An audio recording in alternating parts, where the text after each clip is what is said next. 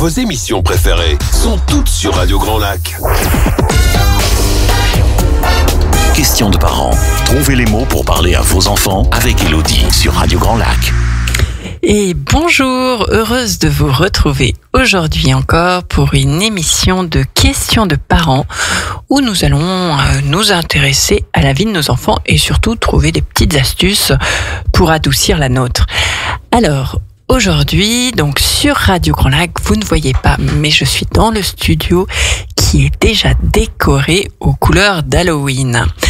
Alors, cette émission, on va un petit peu anticiper cette fête un petit peu particulière qui attire quand même les enfants, qui se développe en France, alors peut-être avec un aspect très commercial, mais qui va venir nous chercher sur deux sujets quand même assez importants qui bercent l'enfance, les peurs et la gourmandise. Et oui, Halloween, c'est les fantômes et les bonbons.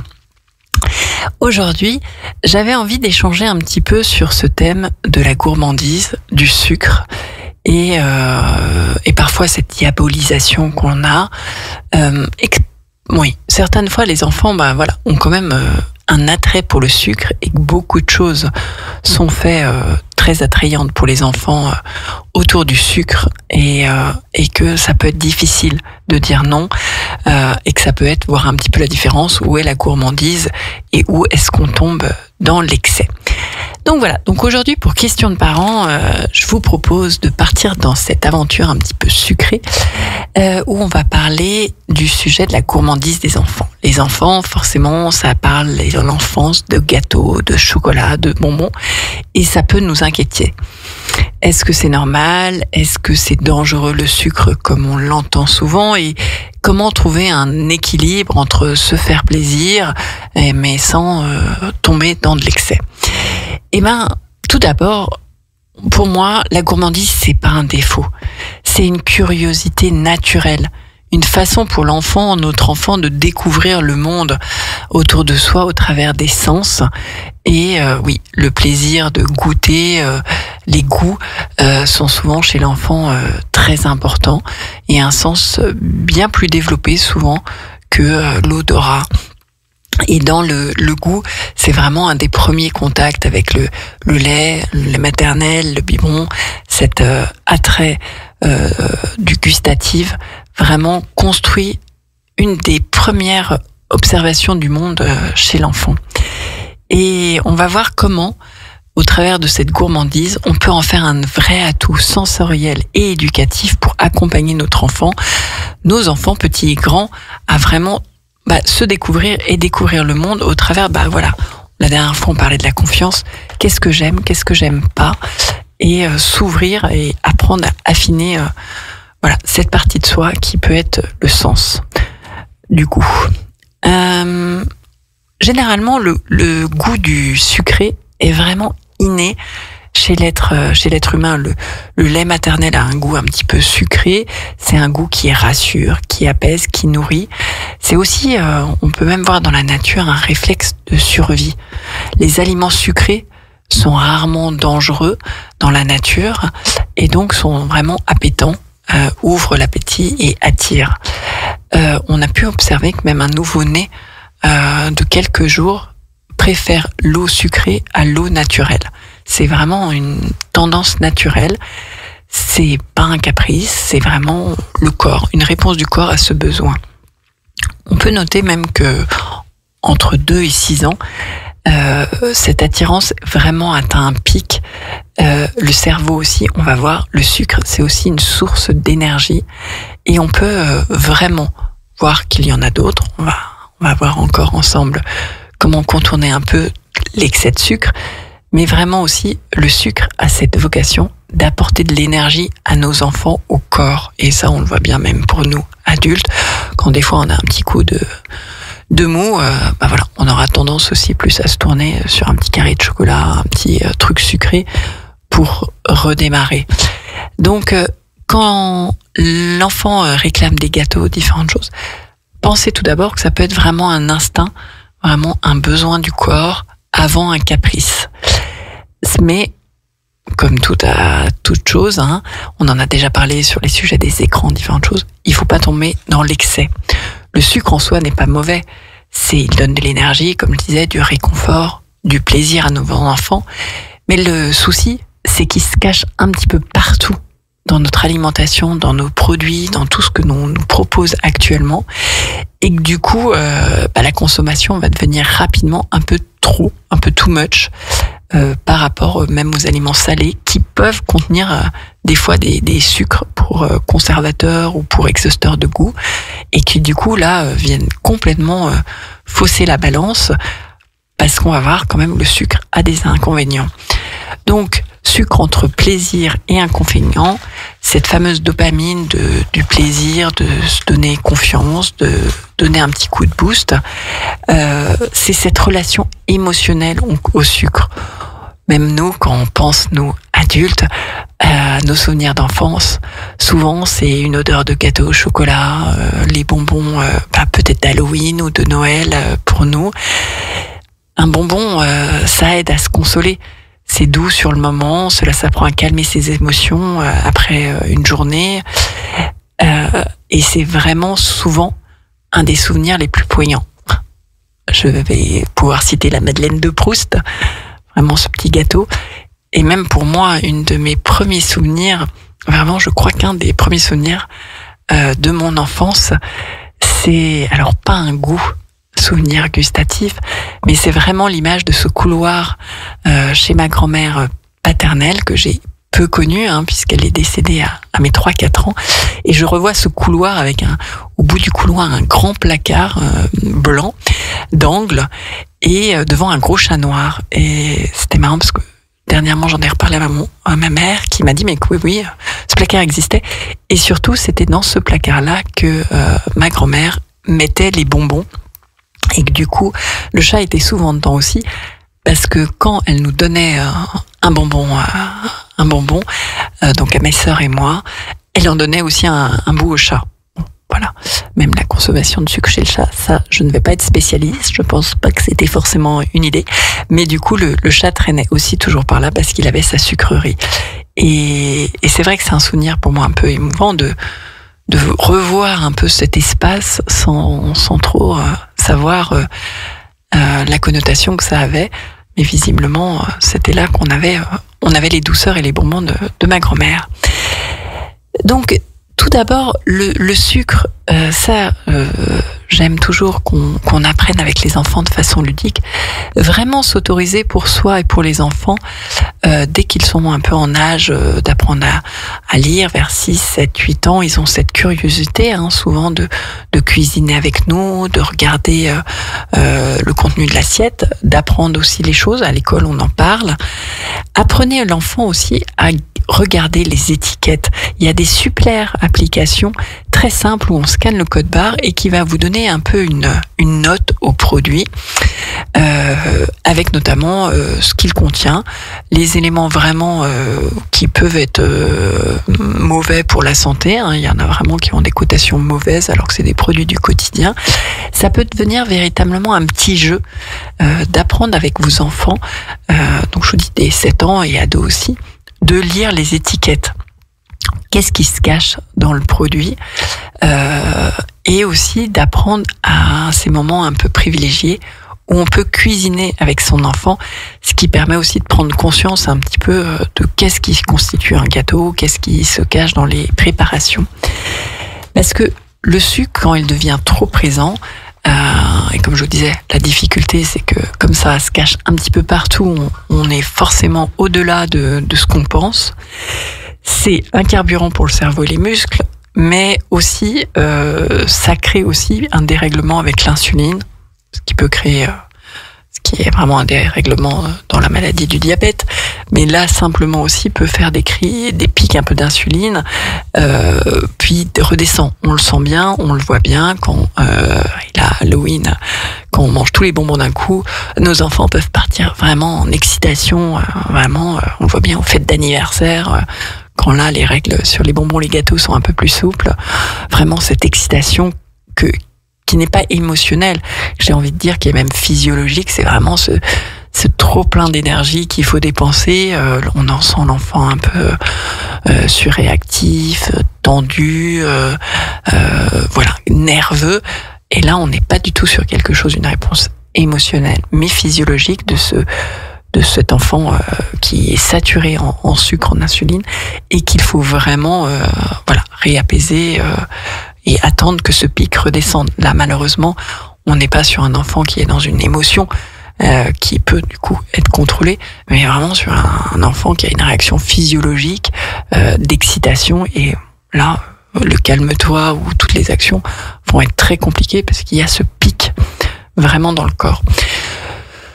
Donc aujourd'hui, sans vouloir vraiment donner une leçon de cuisine, hein, surtout ceux qui me connaissent verront bien l'ironie de la chose, puisque je suis très mauvaise cuisinière, mais c'était quand même des choses que j'ai croisées dernièrement sur cette importance de quand même vigilante sur le sucre blanc, et qu'on peut trouver plein de sucre blanc qui en soi est tellement raffiné, différentes choses, qui n'apportent pas d'éléments, et qu'on peut avoir plein de substituts du sucre qui apportent ce goût sucré qu'on va voir, qui est véritablement un plaisir.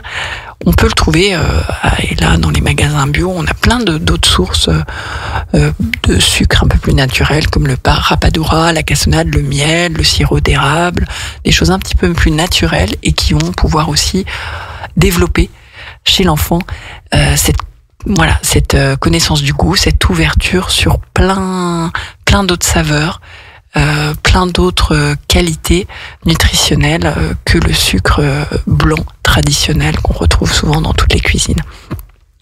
Les fruits frais peuvent aussi être des alliés pour, en cas de fatigue, retrouver un peu notre énergie.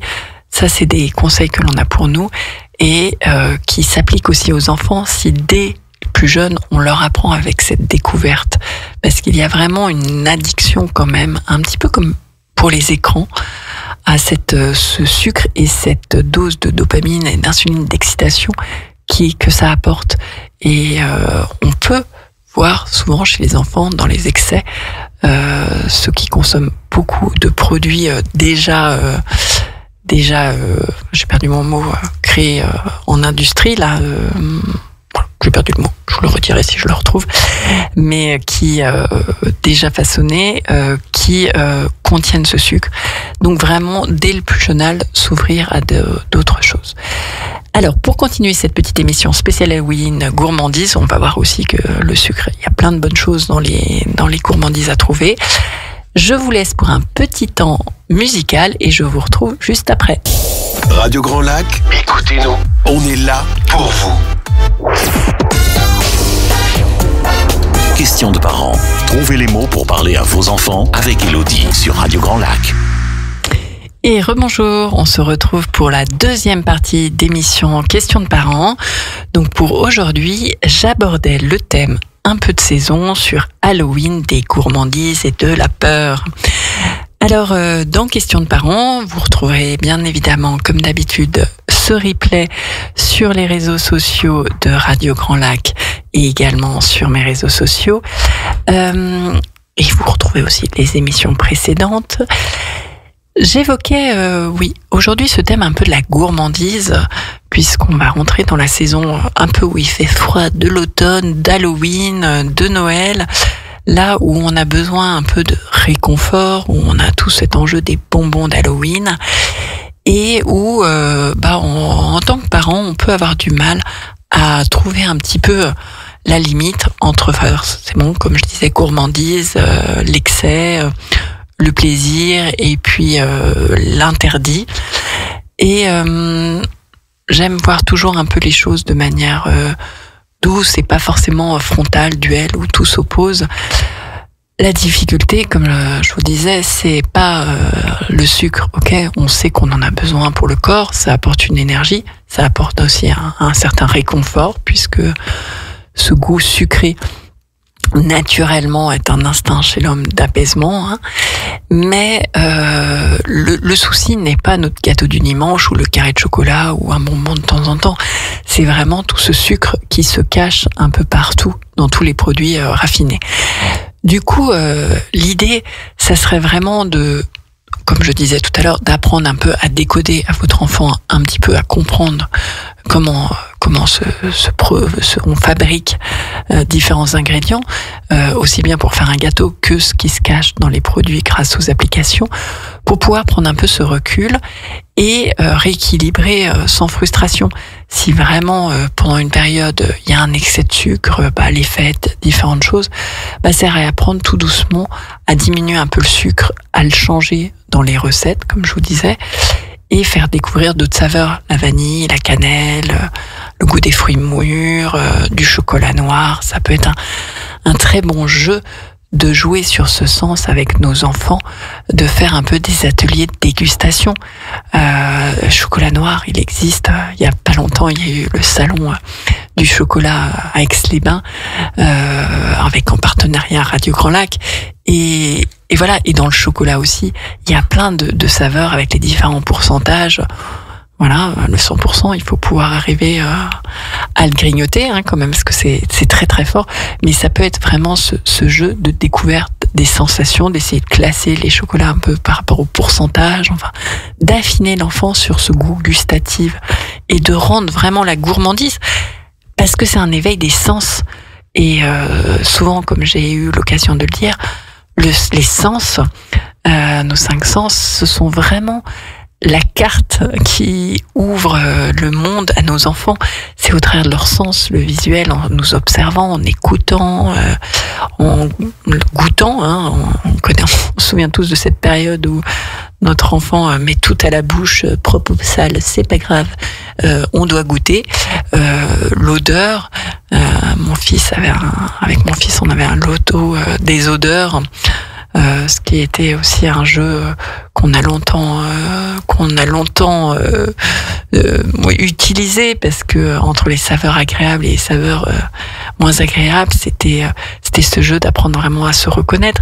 Donc vraiment apprendre au travers des ateliers des goûts à jouer avec votre enfant, avec ce qu'il aime et ce qu'il n'aime pas. Vraiment ouvrir cette palette de goûts, de toucher, de mélanger, sentir, observer toutes ces recettes qu'on peut faire ensemble. Les enfants apprennent toujours par imitation, donc il est important aussi d'avoir une certaine cohérence sur nous aussi, comment ce qu'on sert aux enfants et ce qu'on peut manger nous-mêmes. Au travers de cette petite émission sur la gourmandise, c'était vraiment de retrouver toujours un juste équilibre.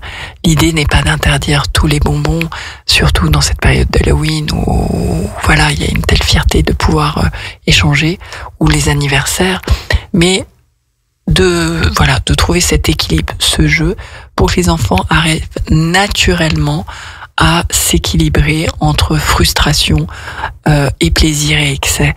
Et comme tout à chacun, comme les écrans sont pas tous interdits, c'est vraiment contrôler. Le sucre, c'est pas interdire totalement, c'est aussi ouvrir sur d'autres choses, tout en ayant conscience de ce que ça peut apporter et malheureusement ce que ça peut pas apporter. Mais vraiment, trouver ces temps familiaux où on se retrouve, et la gourmandise, le goût est pour moi vraiment, comme je vous disais, des souvenirs les plus marquants. Et souvent, quand j'échange avec mes patients adultes ou enfants au cabinet, les souvenirs qui me racontent les meilleurs moments, quand j'essaie de trouver les moments un peu ressources qui font du bien, un peu qu'on compile, pour trouver cette confiance ou cet apaisement, les goûts, les repas, les moments partagés autour de l'alimentation sont toujours des grands moments qui reviennent le plus souvent. Il y a toujours un peu ce partage, et ça avec nos enfants sur ces périodes-là où il fait pas forcément beau dehors, se retrouver un peu en intérieur sur ces temps de partage, de curiosité, de découverte, c'est vraiment développer cette joie de vivre au quotidien. Alors Halloween, comme je vous disais en introduction, et c'est pas seulement les bonbons, c'est aussi le jeu de la peur. Alors en France, on peut craindre aussi un peu cette fête un peu commerciale, alors qui est plus ou moins développée, mais on tend quand même à avoir de plus en plus d'enfants déguisés ou d'animations autour de ce sujet-là. Halloween, c'est aussi un petit moment aussi à partager avec ses enfants et aussi à les apprivoiser. Alors c'est une émission que j'avais déjà fait sur la peur, mais vraiment retrouver aussi ce jeu de la peur au moment d'Halloween, moi j'aime bien, il y a vraiment des chouettes petits livres, des chouettes films pour enfants où on peut vraiment apprivoiser.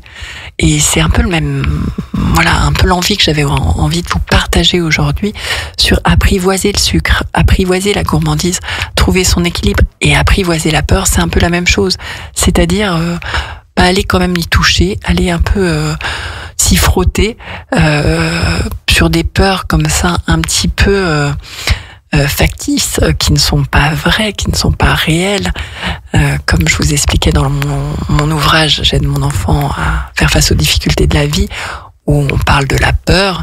La peur, c'est vraiment une émotion primitive qu'on rencontre toujours dans notre vie et dont on a besoin. Les personnes qui ne ressentiraient pas de peur se mettraient vraiment en danger.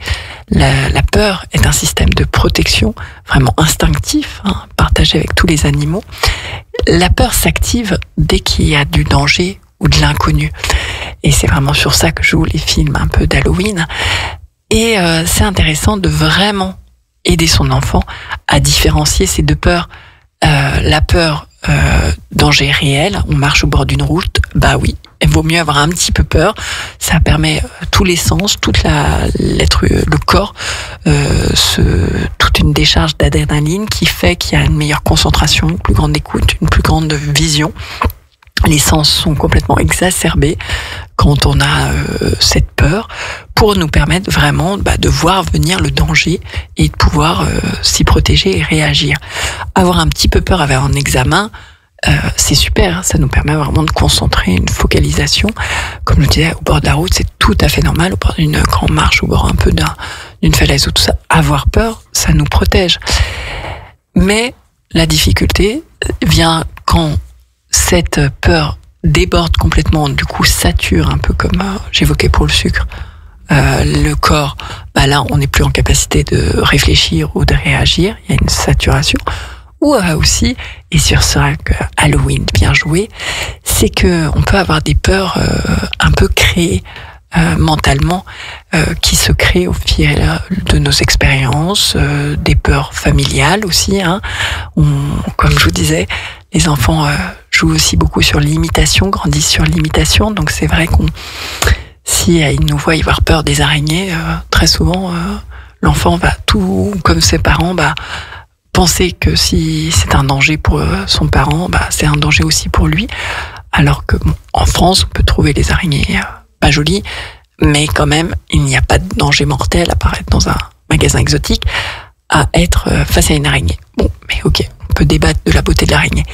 Mais donc c'est ça aussi. Halloween, ça permet aussi en famille, autour de ces temps, de jouer un peu sur ces peurs, d'aller toucher un petit peu le ressenti, et en s'en amusant, parce qu'il y a des peurs. Donc danger, on n'y va pas, là, c'est vraiment l'alerte rouge. Et puis d'autres peurs qui sont à dépasser, comme je vous parlais un peu des peurs d'examen, ou les peurs à jouer dans les grands manèges à sensations, ou face aux différents déguisements d'Halloween ou aux différentes choses. Voilà, donc je ne peux que vous inviter un peu dans cette période un peu automnale de retrouver ce plaisir de joie de vivre et de partager avec votre enfant, surtout que là en plus Halloween tombe en plein milieu des vacances, de retrouver ces temps un peu de partage et d'essayer d'équilibrer et de ne pas diaboliser tous ces éléments un peu de fête d'Halloween et de les utiliser pour aider votre enfant à mieux se connaître, à trouver confiance en lui. Et j'espère qu'au travers de cette émission et des petites astuces que je vous ai livrées, ça va vous accompagner pour adoucir votre quotidien, puisque c'est vraiment l'enjeu que je souhaite dans cette chronique.